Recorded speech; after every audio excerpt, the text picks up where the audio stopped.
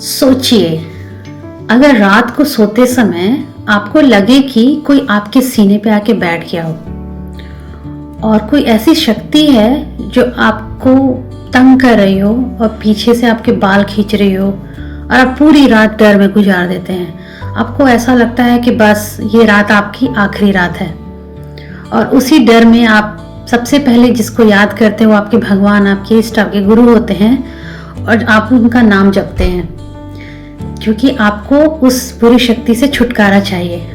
और फिर धीरे धीरे आप सो जाते हैं और अगली सुबह जब उठते हैं तो आपको ऐसा लगता है कि सब कुछ बिल्कुल सामान्य हो गया है और बिल्कुल ऐसा कुछ हुआ ही नहीं था, वो सब कुछ एक सपना था या आश्चर्यजनक चीज़ थी।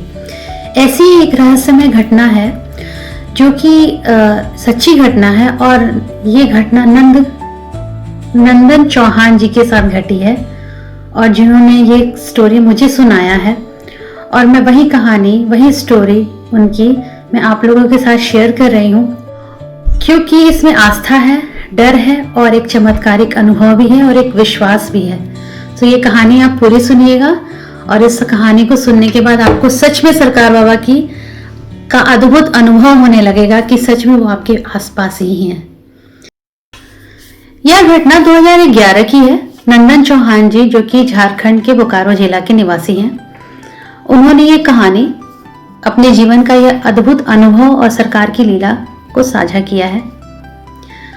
उनके अनुसार एक दिन उनके घर पे सरकार बाबा का नाम लेते हुए एक औघड़ साधु आए और उन्होंने बताया कि वो सरकार बाबा के शिष्य हैं। क्योंकि सरकार बाबा के शिष्य होने के नाते सारे लोगों के मन में एक एक्साइटमेंट हो गया कि अरे सरकार बाबा की बातें करेंगे और सारी चीजें चर्चाएं होंगी। सो और भी लोग इकट्ठा हो गए, काफी लोग वहां पर, और भजन कीर्तन हुआ, लोग बातें करने लगे, भोजन बनने लगा, आध्यात्मिक चर्चाएं होने लगी। सो नंदन कुमार जी इस चीज से बिल्कुल भी अनभिज्ञ थे कि वो सच में कौन थे। उसके बाद क्या होता है कि उसी दौरान अचानक उस बाबा ने एक लंबी हड्डी जैसी लकड़ी, जो कि हड्डी ही थी, लेकर के नंदन जी के जांघ पे 3 बार ठोक दिया। जैसे उन्होंने 3 बार ठोका नंदन जी के जांघ पे, वो बहुत अचानक से शॉक्ड हो गए और उन्होंने पूछा कि अरे बाबा ये क्या कर रहे हैं आप। तो वो जो बाबा थे उन्होंने ये कहा, जो औघड़ बाबा थे, उन्होंने कहा कि अरे बच्चा, हम तो तुमको कुछ देना चाह रहे थे और तुम टोक दिए, अब तुमको दे भी नहीं पाए। बट वो थोड़ा सा उनके लिए एक वियर्ड सिचुएशन था क्योंकि उनको अचानक से इस तरह से हड्डी से उनके जांघ पे ठोकना उनको समझ नहीं आया। ठीक है, सारे लोग खाए पिए अपने अपने घर गए, आधी रात हो गई, सारे लोग सोने चले गए। जब रात को जब नंदन जी अपने घर लौटे और उनको अचानक से अजीबोगरीब अनुभव होने लगा। उन्हें ऐसा लगने लगा कि कुछ अदृश्य शक्तियां उनके आसपास हैं और जब वो सो रहे थे तो उनको ऐसा लगा उनके सीने पर कोई बैठ गया है, कोई पीछे से बाल खींच रहा है और इस तरह का ऐसा डर का माहौल बन गया उनके चारों तरफ कि वो डर के मारे बिल्कुल बेचैन हो गए। उस बेचैन हालत में उनको सिर्फ एक ही बात याद आया, सरकार बाबा का नाम, और उन्होंने रात में सरकार बाबा का नाम जपना शुरू किया। वो लगातार प्रार्थना करते रहे और बोलते रहे, हे सरकार, हे अग्रेसर महाप्रभु, हे अवधूत भगवान, मेरी रक्षा करें। और इस तरह से करते करते, बोलते बोलते, जपते जपते वो सो गए।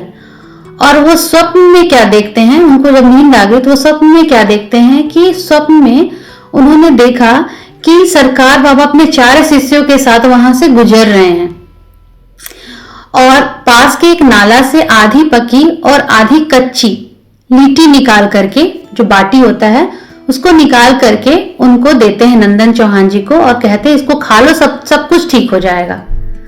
और जैसे ही वो लिट्टी को वो खाते हैं और उनकी आंख खुलती है और सुबह हो चुकी रहती है, उनकी नींद टूटती है, सुबह हो चुकी रहती है।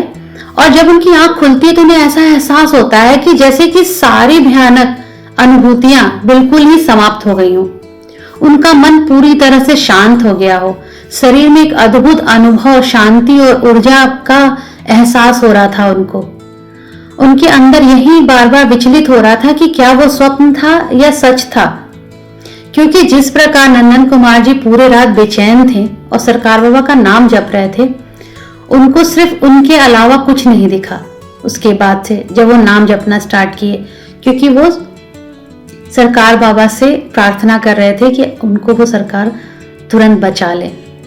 हुआ भी वैसा ही, सरकार आए, किसी भी अनुभव से, किसी भी लीला से उन्होंने उनको बचाया। नंदन चौहान जी के अनुसार यह उनके जीवन की सबसे अद्भुत घटना है, सरकार बाबा की सबसे असीम कृपा है, ये उनकी लीला थी। तब से आज तक वे दुख सुख हर परिस्थिति में सरकार बाबा का स्मरण करते हैं। आज भी वो सरकार बाबा को फॉलो करते हैं। सरकार बाबा की चर्चाएं जहां भी होती हैं सुनना चाहिए, लेकिन अगर कोई एक, जब तक से आपको अंदर से उस किसी के प्रति अंदर से आपको विश्वास ना हो, आप कभी भी ट्रस्ट ना करें। ऐसे लोग, हजारों लोग घूमते हैं लोगों का नाम लेकर के। ये जो नंदन कुमार जी ने अपनी इस कहानी को मेरे साथ शेयर किया है, ये मैं मान सकती हूँ इसलिए क्योंकि ये चीज मैंने भी अनुभव किया है। एक बार की बात है, बनारस में मैं भी थी और मैं अपनी बुआ के घर रुकी हुई थी।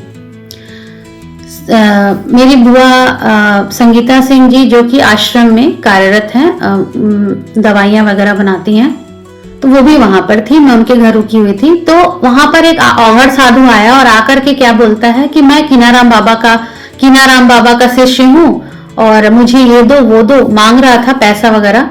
तो हम लोगों ने उसको चावल लाके दिया था खाने के लिए, लेकिन फिर से उसने कहा कि पैसा दो। तब जब मेरी बुआ बाहर आई और देखी, कह रही तुम क्या कर रही हो? हम बताएं कि कीनाराम बाबा के भक्त हैं, शिष्य हैं और आए हैं, मांग रहे हैं।